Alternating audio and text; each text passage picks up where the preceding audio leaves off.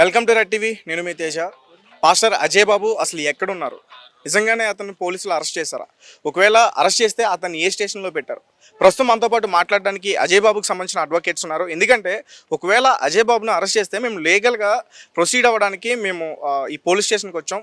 కానీ అసలు పోలీసుల వాళ్ళు అజయ్ పైన కేసే లేదు, అజయ్ని మేము తీసుకురాలేదు, అరెస్ట్ చేయాలని కూడా చెప్తున్నారు. అసలు వాళ్ళతోనే మాట్లాడే ప్రయత్నం చేద్దాం. బ్రదర్ చెప్పండి, అసలు పోలీసులతో మాట్లాడినప్పుడు వాళ్ళు ఏమంటున్నారు? అసలు మొట్టమొదటిగా రాత్రి 11 గంటల ఆ ప్రాంతంలో అజయ్ బాబు గారు మిస్ అయ్యారు. పోలీసులు లిఫ్ట్ చేశారని చెప్పి సమాచారం సోషల్ మీడియా ద్వారా తెలుసుకోవడంతో మేమందరం హోటాహుటీన ఉప్పల్ పోలీస్ స్టేషన్కి వెళ్ళడం జరిగింది. ఉప్పల్ పోలీస్ స్టేషన్కి వెళ్ళి అక్కడ ఎవరైతే ఐఓ ఉన్నారో ఎస్హెచ్ఓ ఉన్నారో ఎస్హెచ్ఓతో మాట్లాడాం. ఏమండి ఇట్లా అజయ్ బాబు గారు పాస్టర్ గారు ఖమ్మంలో ఉంటారు, ఉప్పల్ పోలీసులు అరెస్ట్ చేసి తీసుకొచ్చారని చెప్పేసి సమాచారం అందింది మాకు. అంటే మా సిబ్బంది ఎవరో వెళ్ళలేదు, మా సిబ్బంది ఎవరో కూడా అరెస్ట్ చేయలేదు, మా సిబ్బంది అంతా ఇక్కడే ఉన్నారు, అజయ్ బాబు అరెస్ట్కి సంబంధించి మాకు ఎటువంటి సమాచారం లేదని చెప్పడం జరిగింది. సో ఓకే, మీ దగ్గర ఎటువంటి సమాచారం లేదన్నారు కదా, మీ పోలీస్ స్టేషన్లో ఏమైనా ఎఫ్ఐఆర్ ఫైల్ అయిందంటే ఎఫ్ఐఆర్ ఫైల్ అని అంటే నాంచారు. మేము ఏదో వాళ్ళు ఇచ్చిన వేరే ఒక ఆర్గనైజేషన్ వాళ్ళు, హిందూ ఆర్గనైజేషన్ వాళ్ళు ఇచ్చిన కంప్లైంట్ని మా దగ్గర సర్క్యులేట్ అయిందని చూపిస్తే అప్పుడు చెప్తున్నారు ఎఫ్ఐఆర్ ఫైల్ అయింది, మీరు ఏమైనా తీసుకొచ్చారా అరెస్ట్ చేసి, ఏమైనా కాగ్నైజబుల్ అఫెన్సెస్ ఉన్నాయంటే కాగ్నైజబుల్ అఫెన్సెస్ ఏం కాదు అని అన్నారు. మరి నాన్ కాగ్నైజబుల్ అఫెన్సెస్ అప్పుడు మీరు అరెస్ట్ చేసి లిఫ్ట్ చేసుకురావాల్సిన అవసరం ఏం లేదు. ఆయన తీవ్రవాది కాదు, లేకపోతే ఒక అంతర్రాష్ట్ర దొంగ కాదు, లేకపోతే అమ్మాయిల్ని సప్లై చేసే ఆయన కాదు, విమెన్ ట్రాఫికింగ్ తర్వాత ఇలాంటివి చేసేవాళ్ళు కాదు కదా, ఇంత అర్జెంటుగా తీసుకురావాల్సిన పని ఉంది అని అంటే అసలు మాకు సంబంధం లేదు, మా సిబ్బంది వెళ్ళలేదు అని అన్నారు.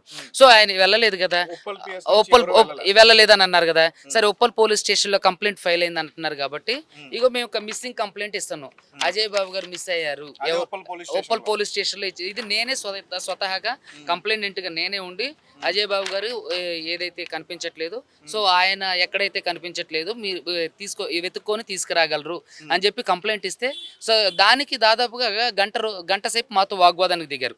బ్రదర్ పోలీసులు వాళ్ళే వాగ్వాదానికి దిగారు. ఏమంటే నేను హైకోర్టు న్యాయవాదిని, ఎన్నో కేసులు చేశా, కనీసం మీరు మాకు కనీస రెస్పాన్సిబిలిటీ కూడా మాకు చేయట్లేదు అని అంటే స్టేషన్ సిఐ గారు ఫోన్ చేశారు. సార్ సుబ్బారావు గారు మీరు నాకు తెలుసండి అని అన్నారు. సార్ నమస్తే అంటే నమస్తే అండి అని, ఇది అజయ్ బాబు గారిని మీ వాళ్ళు అరెస్ట్ చేసుకురాలేదని అన్నారు, మీ సిబ్బంది వెళ్ళారా అంటే వెళ్ళలేదండి, మేమంతా కూడా మేము క్రికెట్ అంటే డ్యూటీలో ఉన్నారు. సరే క్రికెట్ డ్యూటీలో ఉన్నారు సార్, ఎవరన్నా వెళ్ళి అరెస్ట్ చేసుకొచ్చారా మీ సిబ్బంది ఎవరన్నా ఎస్ఐలు అంటే వెళ్ళలేదు సార్ మాకు తెలీదు అని అన్నారు. సరే సార్ మేము ఒక కంప్లైంట్ లాడ్జ్ చేస్తున్నాం, మరి మాకు రిసిప్ట్ ఇవ్వండి, ఎందుకంటే రేపు పొద్దున ఇప్పుడు ఉప్పల్ పోలీస్ స్టేషన్లోనే ఎందుకు ఇస్తున్నారు సార్, మీరు ఖమ్మంలో ఇవ్వచ్చు కంటే ఖమ్మంలో ఇచ్చామండి, ఉప్పల్ పోలీస్ స్టేషన్కే మేము తీసుకెళ్తున్నామని చెప్పారు కాబట్టి మేము ఉప్పల్ పోలీస్ స్టేషన్కి వచ్చి అడిగితే మాకు తెలియదు అన్నారు కాబట్టి సార్ మీ పోలీస్ స్టేషన్కే చెడ్డ పేరు రాకూడదని చెప్పేసి మీ పోలీస్ స్టేషన్లోనే మిస్సింగ్ కంప్లైంట్ ఇస్తున్నాం అంటే సరే ఇవ్వండి అని చెప్పి గంట తర్వాత వాళ్ళతో అంటే కొంత వాగ్వాదం జరిగిన తర్వాత ఈ కంప్లైంట్ రిజిస్టర్ అంటే కంప్లైంట్ తీసుకొని మనకి ఎక్నాలజ్మెంట్ ఇవ్వడం జరిగింది. ఆ తర్వాత ఇదే తుకారం గేట్ దగ్గరికి వచ్చాం. ఈ తుకారం గేట్ పోలీస్ స్టేషన్కి వస్తున్నారంటే దాదాపుగా 12:30 ఆ ప్రాంతంలో మేము దాదాపుగా ఒక 50 మంది వరకు వచ్చి ఇక్కడ ప్రసంగి అనే ఒక లోకల్ ఆయనతో ఇక్కడ కంప్లైంట్ ఇప్పించాం. దానికి కూడా సిఐ గారు ఫోన్ చేసి అడిగాం, సార్ మీరు ఏమైనా తీసుకొచ్చారా, ఎస్ఐ గారిని అడిగాం, మేము తీసుకురాలేదు, మా ఇక్కడ కంప్లైంట్ పెట్టింది ఎవరు, ఇక్కడ కంప్లైంట్ పెట్టింది అదే ఇక్కడ జోసెఫ్ అని ఎవరో ఒక జాషువా అనే ఒక అబ్బాయి కంప్లైంట్ చేశారు, ఆయన కంప్లైంట్ చేశారు. ఆ కంప్లైంట్ మీద ఎఫ్ఐఆర్ లాడ్జ్ చేసామని అన్నారు. సరే ఓకే మీరు తీసుకొచ్చారా, దాంట్లో ఏమైనా కాగ్నైజబుల్ అఫెన్సెస్ ఉన్నాయంటే నాన్ కాగ్నైజబుల్ అఫెన్సెస్, దాంట్లో కూడా వెంటనే అరెస్ట్ చేయాల్సింది ఏం లేదు. అది కూడా నిన్న అజయ్ని తీసుకెళ్లడం కూడా నిన్నే తీసుకెళ్ళలేదు. లేదు కేసు 3వ తారీఖు అంటే 4వ తారీఖు ఎఫ్ఐఆర్ చేశారు, నిన్న వాళ్ళు లిఫ్ట్ చేసుకొచ్చారు. సరే ఎవరు తీసుకొచ్చారు అనే దాని గురించి వీళ్ళకి కూడా స్పష్టత లేదన్నారు. మీరు ఎవరన్నా వెళ్ళారంటే ఖమ్మం పోలీస్ స్టేషన్లో అడుగుతున్నప్పుడు ఈ తుకారాం గేట్ దగ్గర ఈ స్టేషన్ కి సంబంధించిన పోలీసులు తీసుకెళ్లారని వాళ్ళు అక్కడ చెప్పారా? మరి ఇక్కడికి వచ్చిన తర్వాత అడుగుతుంటే వీళ్ళు ఏమని చెప్తున్నారు? ఇక్కడికి వచ్చిన తర్వాత వీళ్ళు ఏమంటున్నారంటే మేము తీసుకురాలేదు, మా సిబ్బంది వెళ్ళలేదు, మాకు సంబంధించి ఎటువంటి సమాచారం లేదని అన్నారు. సరే లేదంటున్నారు కదా, మీ పోలీస్ స్టేషన్లో ఏమన్నా పాస్టర్ అజయ్ గారి మీద ఏమన్నా కంప్లైంట్ లాడ్జ్ అయిందంటే ఒక కంప్లైంట్ లాడ్జ్ అయింది. ఓకే కాగ్నైజబుల్ అఫెన్సెస్ ఏమన్నా అయినాయంటే నాన్ కాగ్నైజబుల్ మరి నాన్ కాగ్నైజబుల్ అఫెన్సెస్లో నోటీస్ ఇవ్వాలి కానీ మీరు ఎలా అరెస్ట్ చేస్తారు? అది కూడా కూడా 8:30 తర్వాత అది హ్యూమన్ రైట్స్ వైలేషన్ అవుతుంది, ప్రాథమిక హక్కులు భంగం అవుతుంది, అదేవిధంగా ఆదేశిక సూత్రాలకు కూడా విరుద్ధం అది. ఇప్పుడు అలా కాదు సార్, అంటే ఇప్పుడు అజయ్ బాబుని పోలీసులు తీసుకెళ్ళకపోతే పోలీసులే తీసుకెళ్ళట్లేదని వాళ్ళే స్వయంగా చెప్తున్నారు. మరి ఎవరు తీసుకెళ్లారు అజయ్ బాబుని? ఆ విషయం గురించే మేము ఈరోజు చీఫ్ జస్టిస్ ఆఫ్ తెలంగాణ గారి దగ్గరికి వెళ్ళడం జరిగింది. ఇది చీఫ్ జస్టిస్ ఆఫ్ తెలంగాణ గారి దగ్గర అపాయింట్మెంట్ కోసం వెళ్ళాం.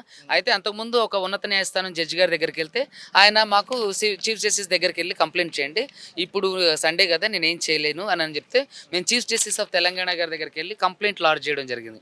సో ఆయన ఏమన్నారంటే మీరు డైరెక్ట్గా ఆ కోర్టులోనే హెపియస్ కార్పస్ కానీ లేదంటే రిట్ కానీ లేదంటే పిల్ కానీ ఏదైనా అదే చేయండి, so I will definitely help you అని అన్నారు. సార్ అంటే నార్మల్గా చెప్పండి, అంటే ఇప్పుడు అరెస్ట్ వారెంట్ ఇష్యూ చేయకుండా నోటీసులు ఇవ్వకుండా ఒక వ్యక్తిని పోలీసులు తీసుకెళ్లే అధికారం ఉందా? ఆ, విషయం ఏంటంటే అండి, మనము ఈ చట్టాన్ని రక్షించవలసిన వాడే చట్టాన్ని రక్షించకుండా ఏం చేస్తున్నాడంటే, ఒక మాట మీకు చెప్తానండి.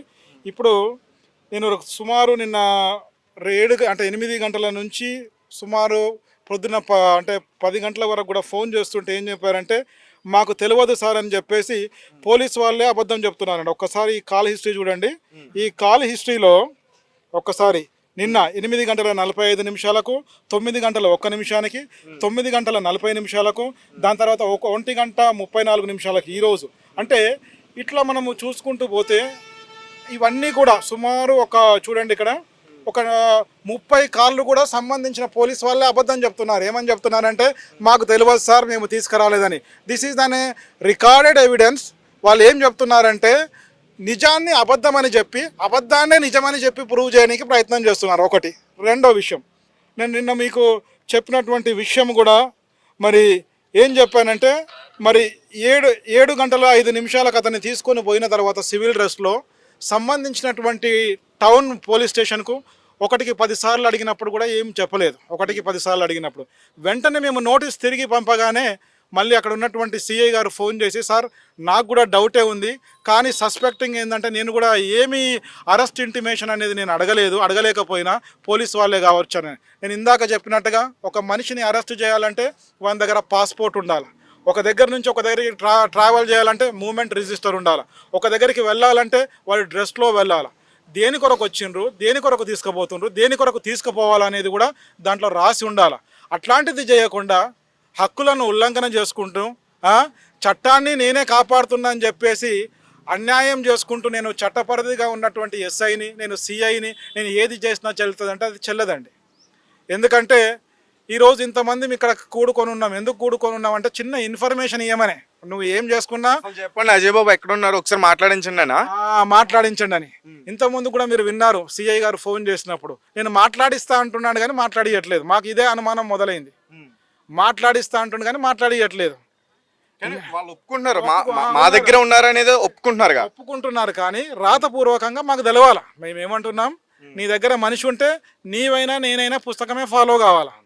పుస్తకం ఫాలో అయితే మేము కూడా పుస్తకం ఫాలో అవుతాం. నువ్వు ఇల్లీగల్గా పెట్టుకుంటే దానికి పరిణామంగా జరిగే వాటికి కూడా నువ్వు కూడా బాధ్యునివి అవుతావు. ఎందుకంటే నువ్వు దొంగవై ఉండి, నువ్వు లఫోటుగానివై ఉండి, నువ్వు విధులను భంగం కలుగజేసి అన్యాయం చేసుకుంటా నేను పోలీస్ ఇన్స్పెక్టర్ని అంటే ఊరుకోం. మళ్ళీ ఒకసారి చెప్తున్నాం, ఎందుకంటే ఇక్కడ ఉన్న వాళ్ళందరూ కూడా రోడ్ రోలర్లే. అది గుట్ట కానీ కొండ కానీ అడ్డుకోనికి సిద్ధంగా ఉన్నాం. ఎప్పుడు సిద్ధంగా ఉన్నాం? నువ్వు న్యాయపరంగా ఉంటే మేము న్యాయంగా వెళ్ళనీకి సిద్ధంగా ఉన్నాం. నువ్వు అన్యాయంగా ఉంటే మరి ఆ న్యాయం కొరకే అడగనీకి సిద్ధంగా ఉన్నాం. కాబట్టి అది ఏదేమైనా నువ్వు ఎన్నిటినీ ఉల్లంఘించకుండా నిన్న తీసుకుపోయినటువంటి మనిషి ఇప్పటి వరకు మాట్లాడకుండా ఉన్నాడు అని చెప్తున్నావు, కానీ ఉన్నది చూపెట్టకపోతే మాత్రం జరగబోయే పరిణామాలకు మరి బాధ్యత వహించవలసినటువంటి బాధ్యత మరి ఇక్కడ ఉన్నటువంటి ఎస్హెచ్ఓ మీద ఉంది. ఎస్హెచ్ఓనే కాదు, అక్కడికి వచ్చినటువంటి ప్రతి ఇక్కడ పవర్ను మిస్యూజ్ చేస్తున్నటువంటి అధికారులు, మరి ఆ అధికారులు అందరి మీద ఉందండి పవర్ను. ఎవరైతే మిస్యూజ్ చేస్తుండ్రో దాని తర్వాత అబ్యూస్ అంటే దాన్ని మిస్యూజే కాదు, దాన్ని వాళ్ళ ఇష్టానుసారంగా ఉపయోగించుకుంటున్నారు. కాబట్టి అట్లా చేసుకుంటే మాత్రం కుదరదు. మనకు కావాల్సింది ఏంది, విషయం ఏం జరిగింది, ఏమైంది, దేని కొరకు తీసుకొచ్చిన ఆ చిన్న ఇన్ఫర్మేషన్ ఇస్తే చాలండి. మిగతాదంతా కూడా మేము కోర్టులో చూసుకుంటాం. మీరు ఇబ్బంది ఏమి లేదు. ఉన్నటువంటి విషయాన్ని పుస్తకం ఫాలో కావాలి, మీరైనా నేనైనా. పుస్తకము చట్ట ప్రకారము వితిన్ 24 hours. నిన్న 7:45కి తీసుకెళ్ళిండు. ఫస్ట్ ఇంటిమేషన్ ఇవ్వాలా, ప్రాథమికమైనటువంటి ఇన్ఫర్మేషన్ ఇవ్వలే మొదటిది. రెండోది నీ నీ నీ నీ దాని ప్రకారం నువ్వు పాస్పోర్ట్ పట్టుకొని రావాలా, ఆ పాస్పోర్ట్ సంబంధించిన పోలీస్ స్టేషన్లు ఇవ్వాలా, అది ఇవ్వలేదు. మాకు ఇంటిమేషన్ ఇవ్వలేదు. మరి ఇది మానసికమైన వ్యధ ఎవరిని పెడుతున్నట్టు, ఎవరిని ఇబ్బంది పెడుతున్నట్టు. కాబట్టి నేను అనేది ఏంటంటే చట్టపరంగా కొన్ని చర్యలు తీసుకున్నాం. ఆల్రెడీ మేము కొన్ని కంప్లైంట్స్ కూడా చేస్తాం సంబంధించిన అధికారులకు. ప్రతి అధికారికి కూడా ఏం జరిగిందని చెప్పి నోటీస్ ఇచ్చాం. ఆ నోటీసుకు కూడా స్పందనగా సార్ మా వాళ్ళు మీకు ఇంటిమేషన్ ఇస్తారని చెప్పేసి అంటున్నారు, కానీ ఇంత మటుకు ఎటువంటి ఇంటిమేషన్ రాలే. కాబట్టి మేము అనేది ఒకటే, మీరు ఏది చేసినా చట్టపరంగా కనుక చట్టపరంగా లోబడి ఉంటే మేము దాన్ని ఒప్పుకోనికి సిద్ధంగా ఉన్నాం. లేదంటే దానికి సంబంధించినటువంటి పరిణామాలు మీరు ఎదుర్కొంటే అది మీ ఇష్టం. అది ఎందుకంటే మనము అందరూ కూడా వ్యక్తులు చెప్పే వాటి మీద ఆధారపడి వాళ్ళు ఏది చెప్తే మరి చట్టానికి లోబడి చెప్తే విననీకి ఇక్కడ ఉన్నటువంటి ప్రతి వ్యక్తి కూడా అంటే ఒక ప్రతి కార్యకర్త కూడా సిద్ధంగా ఉన్నాడు. ఎందుకంటే ప్రతి వ్యక్తి ఇక్కడ ఉన్నటువంటి వాళ్ళందరూ కూడా తమ హక్కుల కొరకు పోరాడే వాళ్ళు, వేరే మాదిరే కాదండి. ఒక నిమిషం వాళ్ళ బ్రదర్తో మాట్లాడదాం. సార్ చెప్పండి, అంటే ఇప్పుడు అజయ్ పాస్టర్ పేరు అసలు అజయ్ కాదు, అసలు క్రిస్టియనే కాదు, అతను ఒక ఎర్రప్ప, వాళ్ళ అమ్మ పేరు ఆంకాలమ్మ, వాళ్ళ నాన్నగారి పేరు కోటయ్య. సో ఇవన్నీ కూడా బయటకు వస్తున్నాయి ఎప్పుడైతే ఈ కేసులన్నీ పెట్టారు. ఇప్పుడు ఆయన క్రిస్టియానా కాదనేది పక్కన పెడితే అసలు నువ్వెందుకు అరెస్ట్ చేసినావు అది చెప్పమంటున్నాం మేము. ఇప్పుడు అజయ్ బాబు క్రిస్టియానా కాదనేది లోకానికి తెలుసు, ప్రపంచానికి తెలుసు. అతని మీద ఎందుకు కేసులు పెడుతున్నారో పెట్టోడికి తెలుసు. నేను వాళ్ళ బ్రదర్గా, ఓన్ బ్రదర్ నేను నా పెద్ద ఆయన్ని, నా తర్వాత ఆయన అజయ్ బాబు. మేమేం అడుగుతున్నామంటే అజయ్ బాబుని మీరు అరెస్ట్ చేశారు, అరెస్ట్ చేసే ముందు 41 నోటీస్ ఇచ్చారా? ఒకటి మెయిన్ పాయింట్. రెండోది అరెస్ట్ చేయడానికి వెళ్ళినప్పుడు కనీసం ఏ పోలీస్ స్టేషన్కి తీసుకెళ్తున్నాం అనేది వాళ్ళ ఫ్యామిలీకి చెప్పారా? మా మరదలకు కానీ మా పిల్లలకు కానీ చెప్పారా? లేదు. మూడోది ఏంటంటే అర్బన్ పోలీస్ స్టేషన్ ఖమ్మం వాళ్ళు, ఖమ్మం పోలీస్ స్టేషన్లో, అర్బన్ పోలీస్ స్టేషన్లో మీ భర్త మీద కేసు ఫైల్ అయిందమ్మా, ఎక్కడికి తీసుకెళ్తున్నాం అని చెప్పి ఖమ్మం పోలీస్ స్టేషన్ కానీ తీసుకొచ్చి మీరు హైదరాబాద్ ఎట్లా తీసుకొస్తారు? పోలీసు వాళ్ళు మీరే దొంగ మాటలు చెప్తే జనమే అడిగి పోవాలి. మీరు మాట్లాడారా అజయ్ గారితో అంటే ఈ కేసుకి సంబంధించి? లేదండి, మాకు అసలు ఎక్కడుండో మనిషి తెలియదు కదా. రాత్రి 11:30కు వచ్చాం మేము. 11:30 నుంచి ఇప్పుడు ఎంత అయింది టైం? ఇంకొక 10 నిమిషాలు, ఇంకొక 5 నిమిషాలు, ఇదిగో వస్తుండే అదిగో వస్తుండే అంటున్నారు. అసలు మా తమ్ముడు ఉన్నాడా చంపేశారా? మాకు అది కావాలి. మా తమ్ముడు ఉన్నాడా చంపేశారా? మేమేమంటున్నాం? ఇప్పుడు లాయర్ గారు ఏం చెప్పారు? మేము లీగల్గా ప్రొసీడ్ అవుతాం. ఒకవేళ అజయ్ బాబు చేసింది తప్పే అని మీరు నిరూపించగలిగితే, ఎఫ్ఐఆర్ అయింది కాబట్టి మీరు మనిషిని చూపించండి, కోర్టు పరంగా మేము ప్రొసీడ్ అవుతాం. అసలు మనిషే లేడు ఇక్కడ. ఈ పోలీస్ స్టేషన్లో కూడా లేరు. ఉప్పలకు బొమ్మంటున్నారు, ఉప్పలకు పోతేనేమో ఇక్కడికి బొమ్మంటున్నారు, ఇక్కడ పోతేనేమో సిసిఎస్ అంటున్నారు. అసలు ఇక్కడ కాదు, కొంతమంది రాజమండ్రి అంటున్నారు. పొద్దునెవరు ఒక ఆయన న్యూస్లో ఇచ్చాడు, అజయ్ బాబు రాజమండ్రిలో ఉన్నాడు. నేను పోలీసు వాళ్ళతో మాట్లాడాను, ఇవన్నీ ఫేక్ న్యూస్. తమ్ముడు ఇక్కడే ఉన్నాడు అజయ్ బాబు. రాత్రి 11:30కి అజయ్ బాబుని హైదరాబాద్ గేట్ దగ్గర ఉన్నారు. అజయ్ బాబు వాళ్ళ అదుపులోనే ఉన్నారు, పోలీసుల అదుపులో. రాత్రి 11:40కి పోలీసు వాళ్ళు తీసుకొచ్చారు. ఉదయం 9 గంటలకు మళ్ళీ బయటికి తీసుకెళ్లారు. ఎక్కడికి తీసుకెళ్లారు అనేది మాకు చెప్పి, వాళ్ళకి సంబంధించిన, ఇప్పుడు నేనున్నానండి, నేను సొంత అన్నయ్యని, బయటోడిని కాదు, నేను సొంత అన్నయ్యని. నేనేం అడుగుతున్నా అంటే నా తమ్ముడిని ఒకసారి చూపించండి. మాట్లాడవసరలా, ఇదిగో బాబు మీ తమ్ముడు బతికే ఉండు అజయ్ బాబు, మేము ఈ కేసు మీద అరెస్ట్ చేసాం, ఈ కేసు మీద ఈ సబ్ జైలుకి పంపిస్తున్నాం, మీరు కోర్టు పరంగా ఏదైనా ఉంటే ప్రొసీజర్ చూసుకోండి అని చెప్పి చూపించండి. అలాగే ప్రవీణ్ పాస్టర్ ఇష్యూ వచ్చినప్పుడు అజయ్ బాబు నెక్స్ట్ టార్గెట్ అని అతనే చెప్పుకోవడం, అలాగే కొన్ని నోట్లు కూడా రావడం ఫేస్బుక్, యూట్యూబ్ ఛానల్స్లో కూడా నేను నెక్స్ట్ వేసేది నిన్న అన్నట్టుగా పోస్టులు పెట్టారు నా మీద అని అజయ్ బాబు కూడా చెప్పారుగా. అన్న నేను దేని గురించి మాట్లాడదలుచుకోలేను. నా పాయింట్ ఏంటంటే నా తమ్ముడు ఎక్కడ? ప్రవీణ్ గారిని చంపారా, అజయ్ బాబు గారిని చంపుతారా, ఇవన్నీ నాకొద్దు. నా తమ్ముడు అజయ్ బాబు ఎక్కడ? ఏం తప్పు చేస్తే మీరు తీసుకొచ్చారు? ఏ సెక్షన్లు పెట్టారు? 24 గంటల్లో కోర్టుకి రిమాండ్ చేయాలి మీరు. ఒక వ్యక్తిని అరెస్ట్ చేసినప్పుడు 24 గంటలు దాటిపోయింది, ఇంతవరకు ఎందుకు మీరు చూపించట్లేదు? మాకొద్దు, మీడియాకు చూపించమనండి. ఇప్పుడు అన్న నా తమ్ముడు దొంగ కాదు, ఏంటి మర్డరిస్ట్ కాదు, రేపిస్ట్ కాదు, గంజాయి స్మగ్లర్ కాదు, వాళ్ళందరూ బయట తిరుగుతున్నారు. ఏంటి వాడు ఒక సేవా పరిపాలనలో ఉండు, ఒక మంచి మార్గంలో ఉండు, వాడి పని ఏదో వాడు చేసుకుంటూ ఉండే. నేను నా తమ్ముడిని వెనకేసుకురా. అట్లా తమ్ముడు చేసింది తప్పు అయితే మీకు చట్టపరంగా చర్యలు తీసుకోండి, తమ్ముడి మీద లీగల్గా మీరు ప్రొసీడ్ అవ్వండి. చూపిమంటున్నా, నాకొద్దు, వీళ్ళకొద్దు, మీకు చూపిమనండి. మీడియా మీరు చూసారా? మీడియాని అడుగుతున్నా నేను, మీరు చూసారా అజయ్ బాబుని? మీరు కూడా చూడలేదు. రేపొద్దున రాజమండ్రి పరిస్థితి అయింది అనుకోండి, రేపు రాజమండ్రి పరిస్థితి అయింది అనుకోండి, మా తమ్ముడు ఏం చేయాలి నేను? నా తమ్ముడికి 2 చిన్నపిల్లలండి. పిల్లలు ఏడుతున్నారు, మా నాన్న కావాలని ఏడుతున్నారు. మేము 4 అన్నదమ్ములు, మేము 3 మా దగ్గర ఉంటాం. నా తమ్ముడు ఒక్కడే ఖమ్మంలో ఉంటాడు. నేనేమంటానంటే, చెయ్యని నేరం చేసుంటే ఖచ్చితంగా మీరు శిక్ష పడేటట్టుగా మీరు చేసుకోండి. న్యాయస్థానాలు ఉన్నాయి, లాయర్లు ఉన్నారు, లీగల్కి ప్రొసీడ్ అవుతారు. అసలు నువ్వే నీతి లేనప్పుడు నువ్వు ఏ రకంగా పోయినావు? అర్బన్ పోలీస్ స్టేషన్ ఏం చెప్పారు రాత్రి? మేమే తీసుకొచ్చి పంపించినాం అమ్మా అని చెప్పారు. మళ్ళీ వాళ్ళు ఏమంటున్నారు? మాకు అసలు తెలియదు అంటున్నారు. మళ్ళీ వాళ్ళే ఉప్పల్లో ఉన్నా అంటున్నారు. మళ్ళీ వాళ్ళే ఎక్కడికి వెళ్ళమంటున్నారు. మళ్ళీ సిఎస్ఆర్ అటు ఇటు తిప్పుతున్నారా పోలీసులు మిమ్మల్ని? అక్కడ ఉన్నారు ఇక్కడ ఉన్నారు అని చెప్పి తిప్పడం కాదన్నా.